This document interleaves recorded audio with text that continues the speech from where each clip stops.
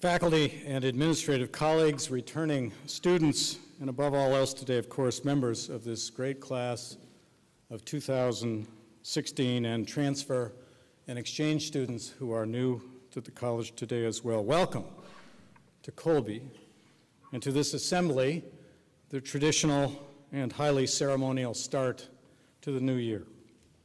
Knowing how important traditions are to students, I always begin this occasion by remarking briefly on the tradition we continue here today.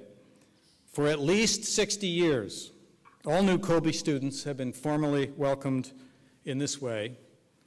Faculty lead the way dressed in academic regalia. This is one of the first of your many encounters with them, and their presence symbolizes the heart of the enterprise and what we are up to here. Students and teachers gathered together in a kind of extended conversation about the world and things that matter. Of all the encounters you will have at Colby, your engagement with faculty is surely the most important. You will return to this place on the eve of your graduation for the baccalaureate service, when the president and faculty, looking very much as we do now, will bid you farewell. These are the symbolic bookends of your experience here, and they suggest a kind of symmetry to your Colby careers that I know you will appreciate by the time they conclude. Both of these moments, the saying hello and farewell, usually involve advice from the president. That probably can't be helped, given the timing and nature of these events, but what I can promise you, that in these 4 years here, there will be only 2 such moments. The rest, including our future interactions, will be much more spontaneous and interactive. You'll find my office hours posted on my website, by the way. Please come by, if only to talk and introduce yourselves.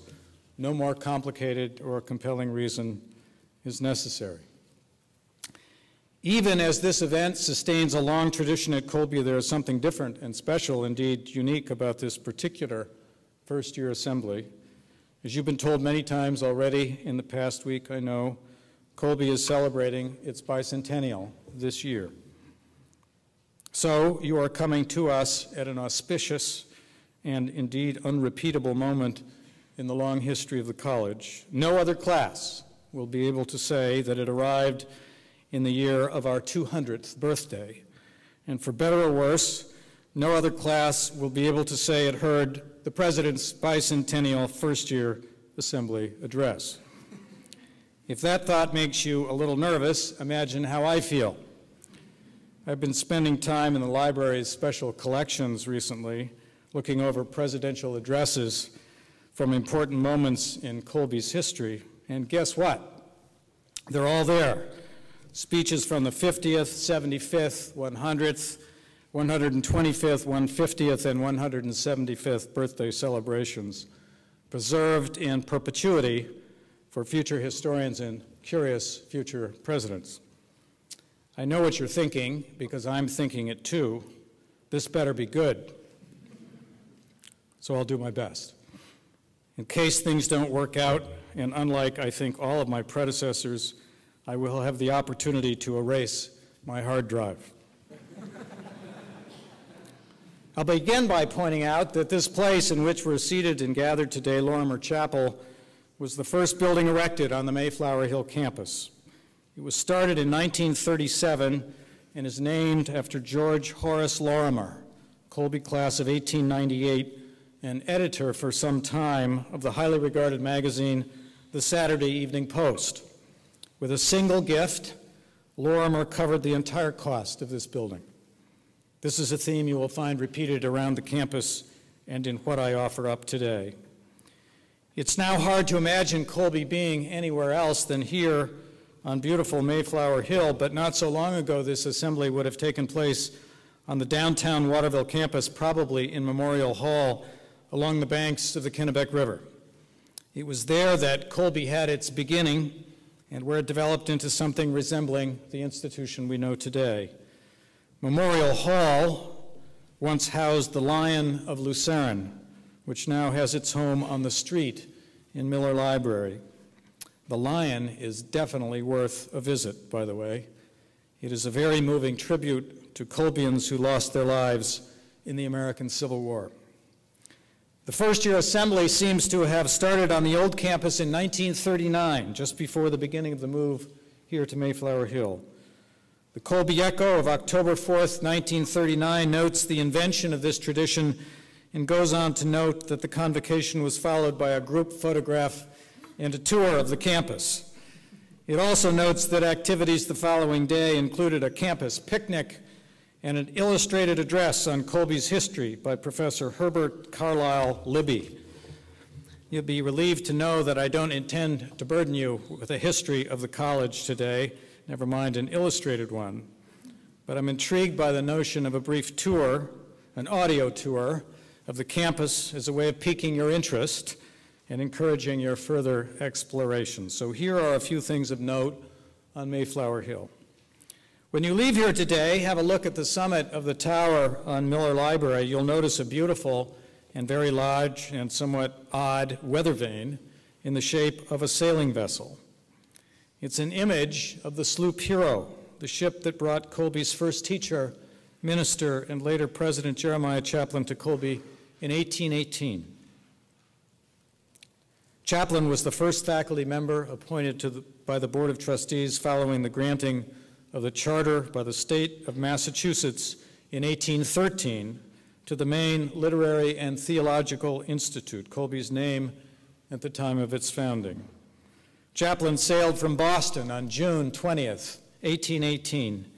He brought with him his wife, Marcia, 5 children, and 7 students. The trip took 5 days. Marcia was seasick throughout. When Chaplin arrived, there were no buildings, no other faculty, and no students beyond those traveling with him. No one in this small, heroic band had the resources to pay for college, let alone start one. So one of the first things Chaplin had to do was raise the funds necessary to create the building blocks of the college. So when he wasn't teaching and doing everything else in the administration, Chaplin traveled to towns and villages throughout New England, seeking what were then called subscriptions, gifts supporting the enterprise from people completely unaffiliated with the college, but committed to higher education and its significance to the common good. In this respect, at least, the life of a college president hasn't changed very much. If you find yourself standing in front of the library, admiring the sloop Hero and pondering what Waterville was like in 1818, turn around and walk toward the flagpole. Just below it, you will find a foundation stone from the nearby Albion home of one of Jeremiah Chaplin's best students and Colby's most famous graduates, Elijah Parrish Lovejoy, class of 1826. After leaving Colby, Lovejoy became a renowned journalist, newspaper owner and editor, and one of the fiercest opponents of slavery in the country. Lovejoy was murdered by an angry mob in Alton, Illinois, in November 1837 after publishing a series of powerful editorials condemning slavery and those who supported it. Today, Lovejoy is often hailed as the first martyr to press freedom. Lovejoy was the product of the potent abolitionist movement that flourished among Colby students in the 1820s and 30s and 40s. And I probably shouldn't tell you this, but it was after one particularly noisy and raucous abolitionist demonstration that Jeremiah Chaplin decided he'd had enough of the life of a college president. He resigned on July 31st, 1833. From the Lovejoy Stone, head further down the hill toward Lunder Admissions House and the Diamond Building. And just before you cross Mayflower Hill Drive, on your right, you might want to stop to look at the memorial to Arthur Jeremiah Roberts, president during one of the first decades of the 20th century and one of Colby's greatest leaders, especially during the perilous passage of World War I. The memorial was originally erected on the old campus and later moved to Mayflower Hill, and it's marked off by a piece of the old fence that surrounded the downtown campus. And then there are the names, dozens and dozens of names on virtually every one of our buildings. They all have stories. Some of these names belong to Colby's former presidents, Johnson and Roberts, Strider, Piper, Cotter, Champlin, Bixler, and some to other important figures in the college's history.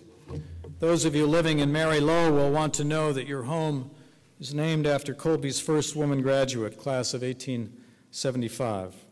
Mary Low and Louise Coburn, Colby's second woman graduate and first woman trustee, led the fight against the college's backsliding on the ideal of coeducation in the 1890s.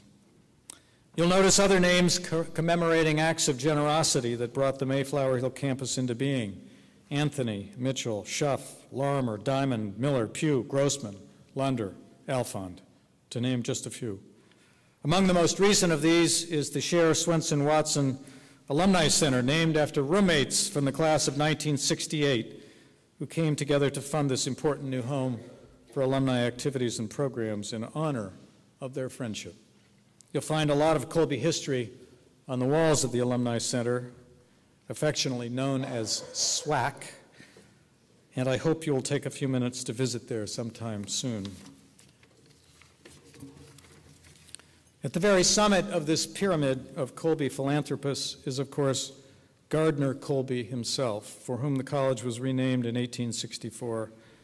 Colby was not an alumnus of the college, but through his personal relationship with President James Tift Champlin, and in memory of an act of kindness shown his mother by our first president, Jeremiah Chaplin, Colby saved the college from almost certain ruin during the Civil War with an extraordinary gift of $50,000, a huge sum in those days. Colby made several additional gifts over the following 3 decades, during which time he also served as a trustee. There are many, many more such stories, but you can see where I'm going with this, I'm sure. It's to make the point that Colby's existence and its fundamental well-being have depended since the beginning on the enduring care and support of its alumni and friends for over now 2 centuries. In that long span of time, there had been good times and bad times when the college seemed to be rolling along, and others when its very existence was in doubt. But the care and affection of alumni and friends have been constant factors in our longevity and success. One of our fundamental hopes for you while you're here is that you will develop a keen sense of both the college's history and for the many ways in which your own experience here, and ours too, is grounded in the hard work and generosity of those who have preceded you. You've begun to meet them already. They're present in the buildings that carry their names, in the classrooms they have equipped with technology, and the programs they've made possible, among many other places. Soon you will begin to meet them in person when they return for homecoming.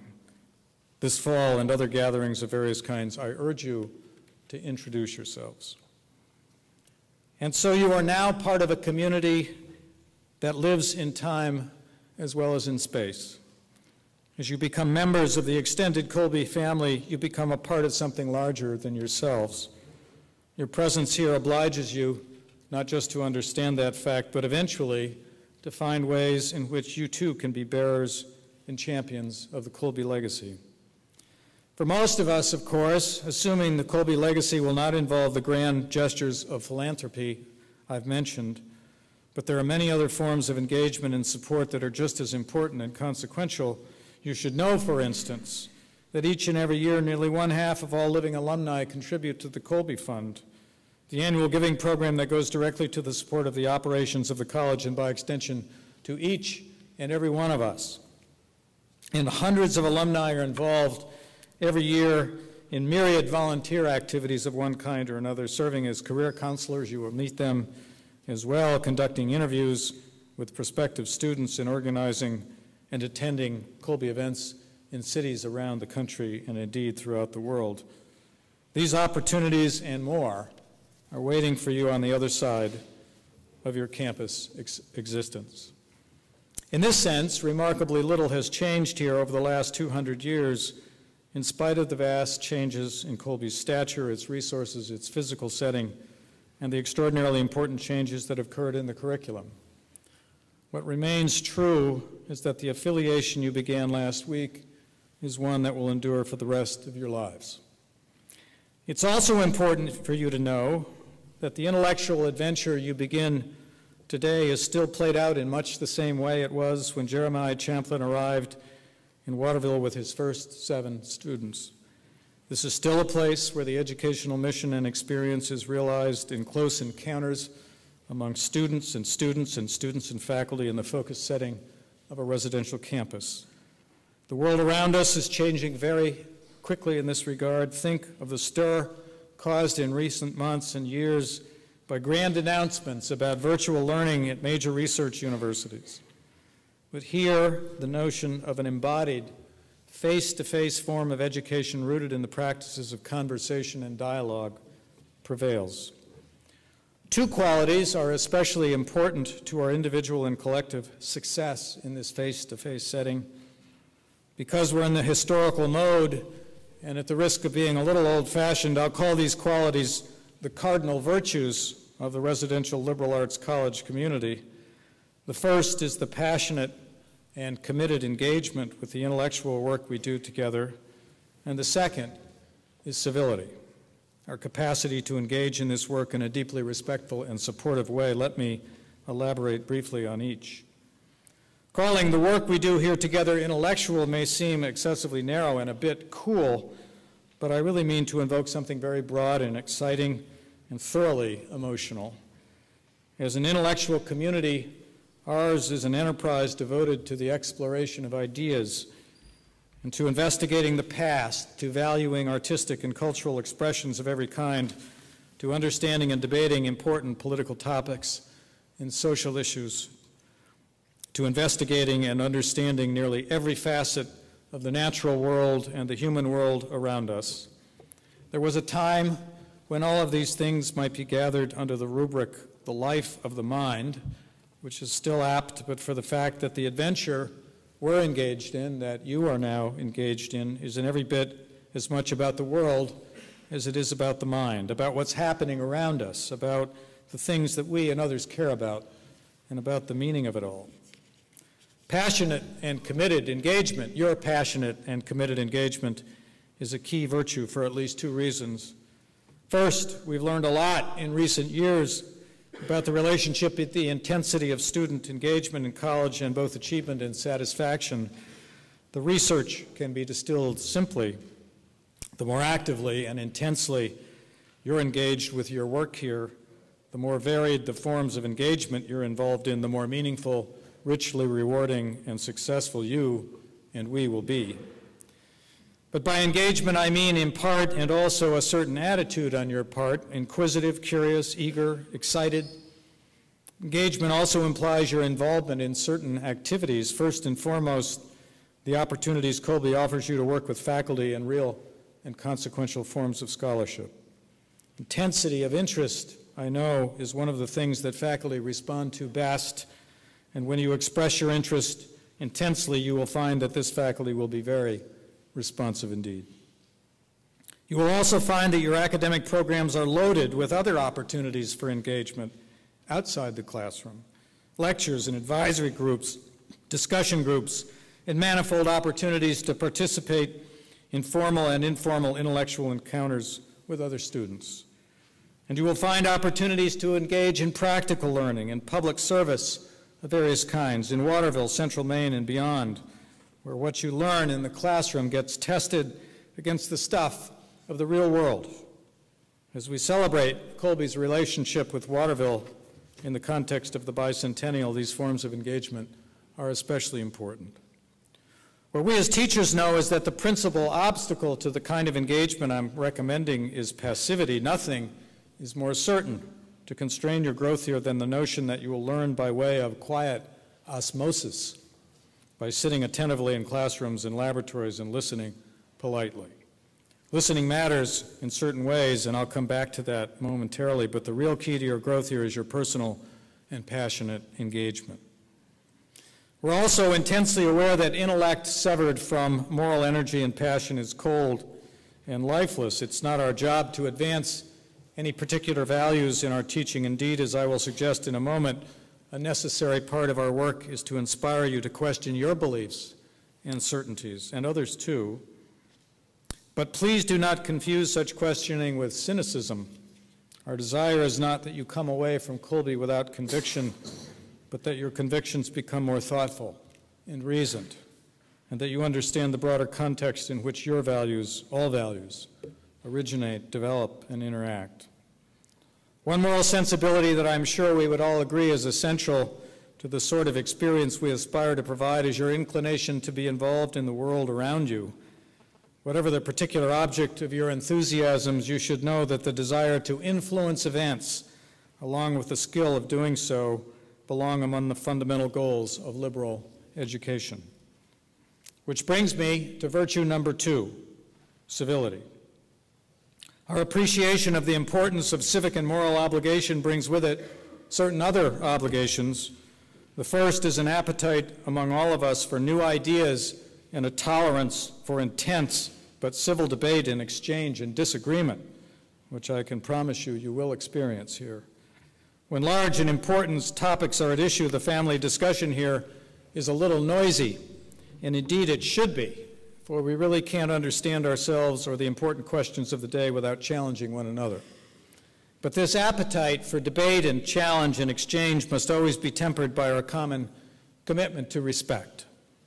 Even when you disagree most energetically, even heatedly, your capacity to summon a fundamental regard for one another is essential to our continuing our work together.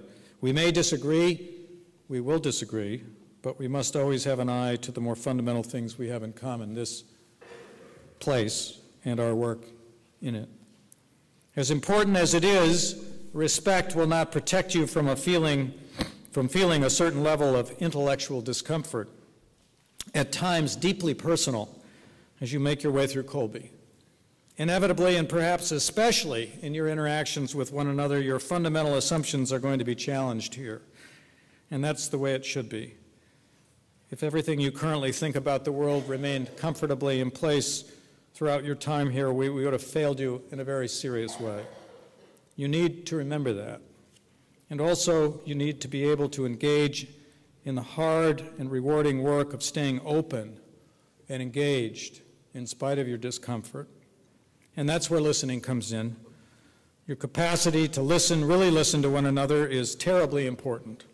I predict that at some point someone's words or beliefs will strike you as so wrong-headed, so entirely off base, that you will want to walk away or start shouting, never mind listen. But that precisely is the time to catch yourselves and summon your best listening skills.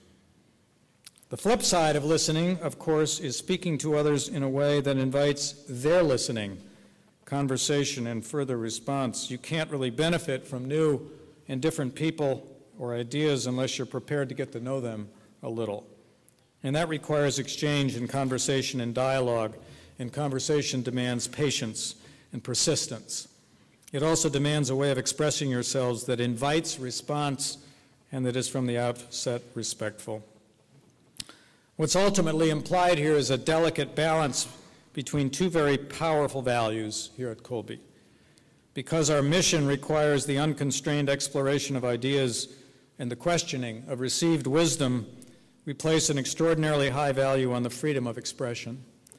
But it's terribly important for you to remember that our commitment to free expression is not a license to say whatever comes into our heads in any tone of voice, no matter how smart or compelling or important it might seem. The academic freedom that we value and protect exists alongside our concern for community. The one is incomprehensible without the other. At times, these values exist in uneasy tension, but one never completely trumps the other. So, respect, curiosity, tolerance for discomfort, and the capacity to engage in extended conversations about demanding, perhaps even threatening topics. These are some of the requirements of membership in a community of learners, teachers, and truth seekers.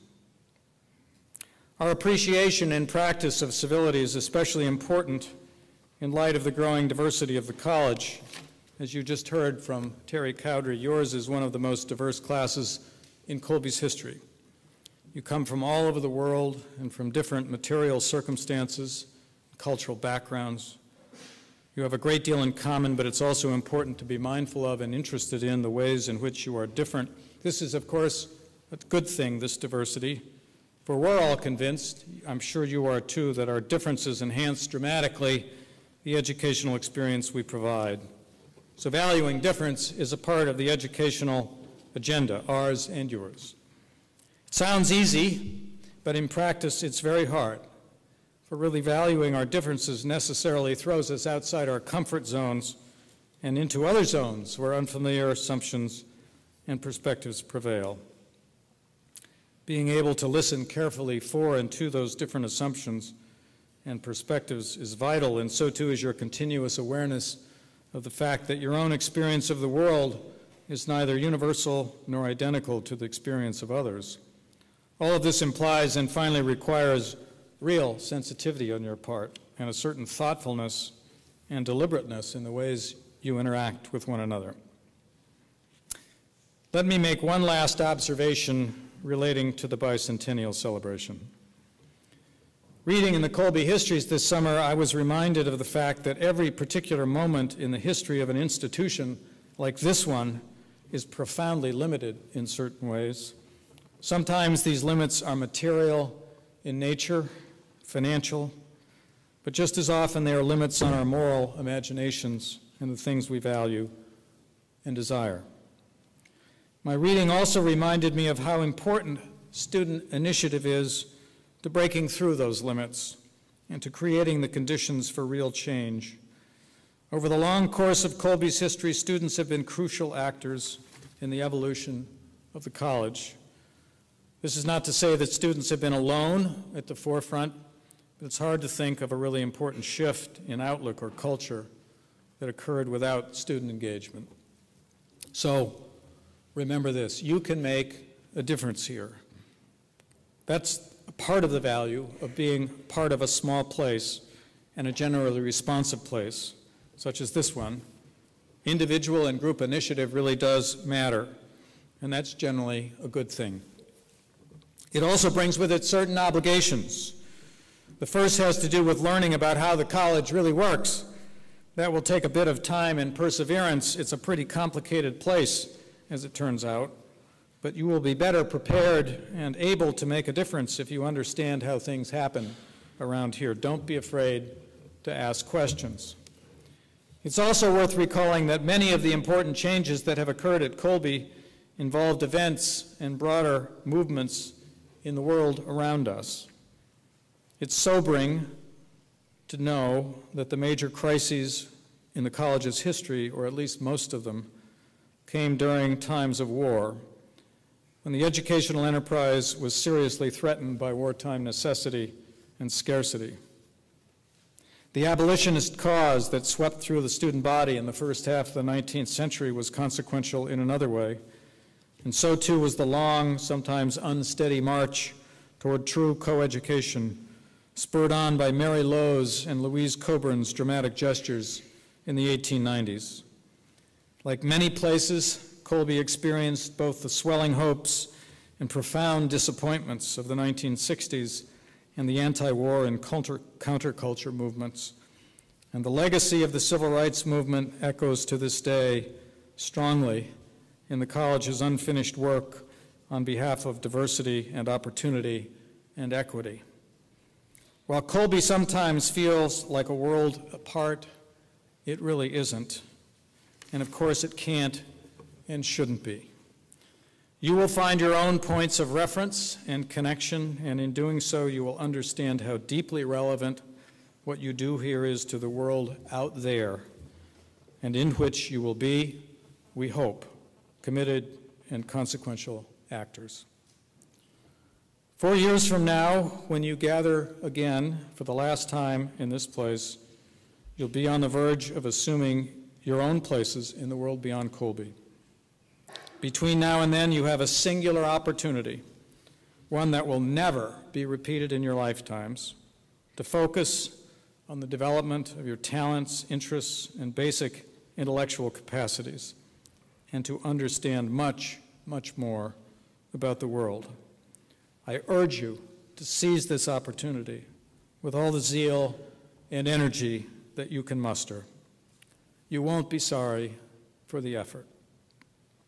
Welcome to Colby then, and to this community of intellectual life, friendship, exploration, and discovery.